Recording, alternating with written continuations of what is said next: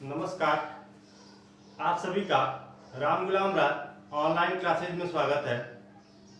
हम लोग बचपन एवं अभिवृद्धि से संबंधित विषय वस्तु का अध्ययन कर रहे हैं, जिसमें हम लोग मानव विकास की विभिन्न अवस्थाओं का अध्ययन कर रहे हैं, जिनमें से मानव विकास की जन्मोपरांत जो पहली अवस्था शैशवावस्था है, उसके विकासात्मक विशेषताएं तथा उसके शैक्षिक स्वरूप के बारे में अध्ययन कर चुके हैं।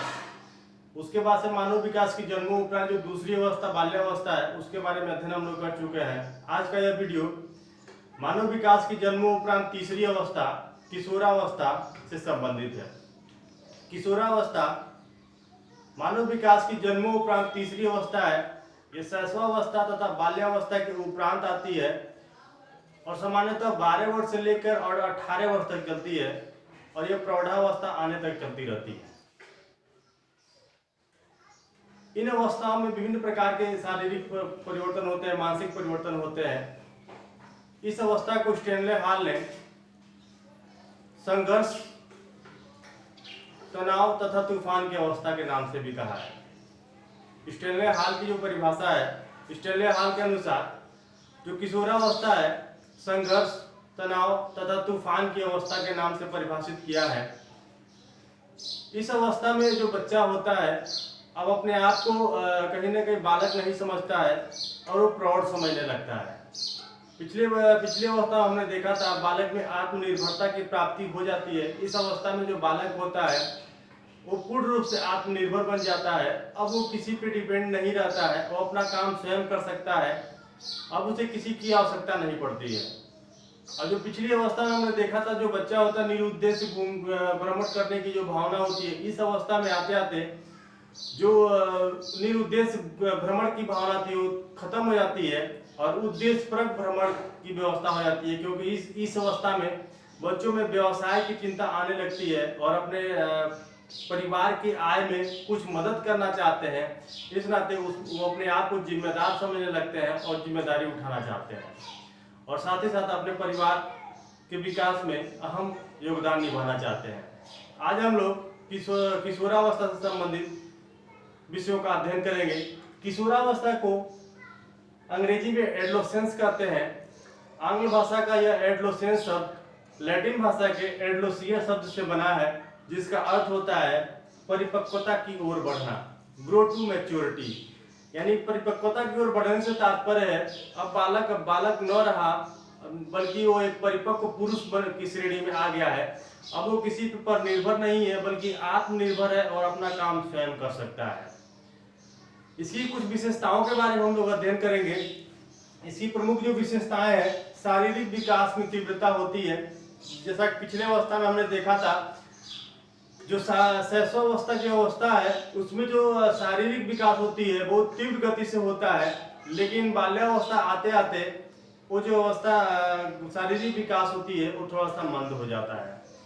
और ये मंदता होना भी जरूरी है, क्योंकि जो शैशवावस्था में शारीरिक विकास हुए हैं, जो विकास हुआ है उसकी कार्य क्षमताओं में अभी उतनी तीव्रता नहीं आई है।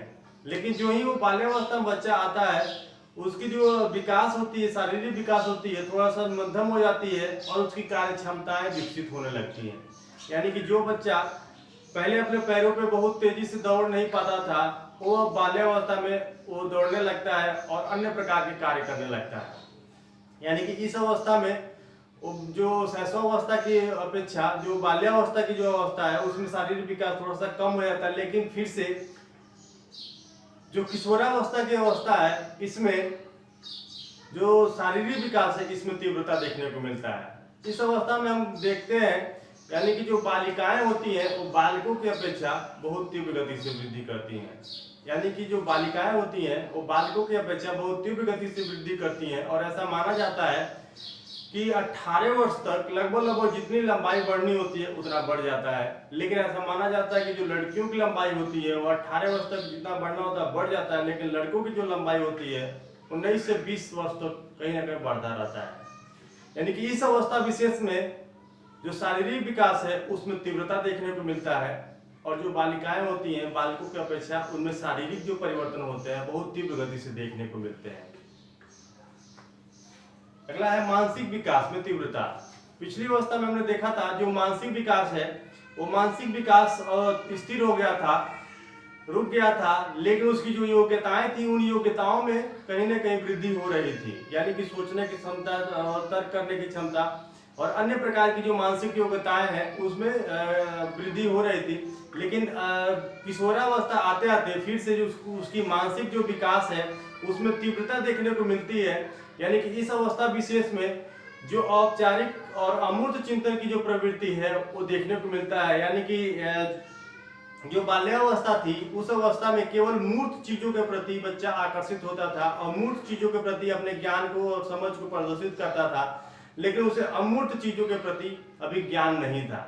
जैसे अगर उसे कोई चीजें दिखा के अगर कहीं ना कहीं पूछी जाए कि यह क्या है उसके बारे में बता सकता था, और अगर मान लीजिए कि अगर गणितीय संक्रियाएं करना है तो मूर्त गणितीय संक्रियाओं को करना स्टार्ट करता था, लेकिन अमूर्त कॉन्सेप्ट को नहीं समझ पाता था।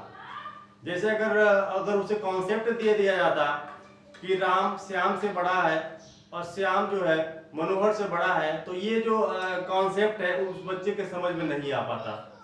लेकिन अगर 5 बच्चों को खड़ा करा के अगर पूछा जाता कि इनमें से सबसे बड़ा कौन है, तो निश्चित तौर पे सब कुछ देख के और बता सकता था कि कौन इसमें से सबसे बड़ा है, लेकिन वो अमूर्त कॉन्सेप्ट को नहीं समझ पाता था। लेकिन किशोरावस्था आते आते 12 वर्ष की अवस्था से बच्चे में अमूर्त चिंतन करने की जो योग्यता होती है वो विकसित हो जाती है, और अब बच्चा जो विलोमीयता का जो गुण है उसको पहचान जाता है। अब बच्चे को कोई कहीं ना कहीं झुठला नहीं सकता है, कुछ ऐसी बातें नहीं बता सकता है, क्योंकि अब उसके पास मजबूत तर्क और कहीं ना कहीं सोचने और समझने और समस्या समाधान की जो चिंतन होता है उसमें विकसित हो गया है। यानी कि इस अवस्था में जो मानसिक विकास होता है वो अपने उच्चतम स्तर पर हो जाता है, और माना भी जाता है कि 15 वर्ष की अवस्था तक जो जितना बुद्धि का विकास होना होता है हो जाता है, उसकी बाद से बुद्धि का विकास अवरुद्ध हो जाता है, उसके बाद से उसके अनुभव में वृद्धि होती है। यानी कि जितना भी मस्तिष्क का विकास होना होता है वो 15 से 16 वर्षों में हो जाता है। अगला है व्यवहार में विभिन्नताएं। व्यवहार में विभिन्नताओं से तात्पर्य यह है, यानी कि ये जो अवस्था होती है स्टेनले हाल के अनुसार अगर हम देखें, स्टेनले हाल ने किशोरावस्था को अत्यंत तनाव तूफान संघर्षों का काल कहा है। तनाव तूफान संघर्षों के काल से तात्पर्य जो बच्चा होता है वो अपने आप को बड़ा समझता है, लेकिन अभी भी घर परिवार और आस पड़ोस वाले जो उसे है अभी उसे बच्चा ही समझते हैं। इस नाते वो अपनी बातों को किससे शेयर करे और कैसे करे। जब अपने से बड़ों के पास जाता है अपनी विचारों भावनाओं को लेकर, तो बड़े लोग जो होते हैं वो कहते हैं अभी तुम छोटे हो, और जो छोटों को समझाने की कोशिश करता है तो भी बड़े लोग जो होते हैं वो कहीं ना कहीं बताते हैं कि अभी तुम उस लायक नहीं हुए तुम किसी को शिक्षा दो। ये तमाम प्रकार की जो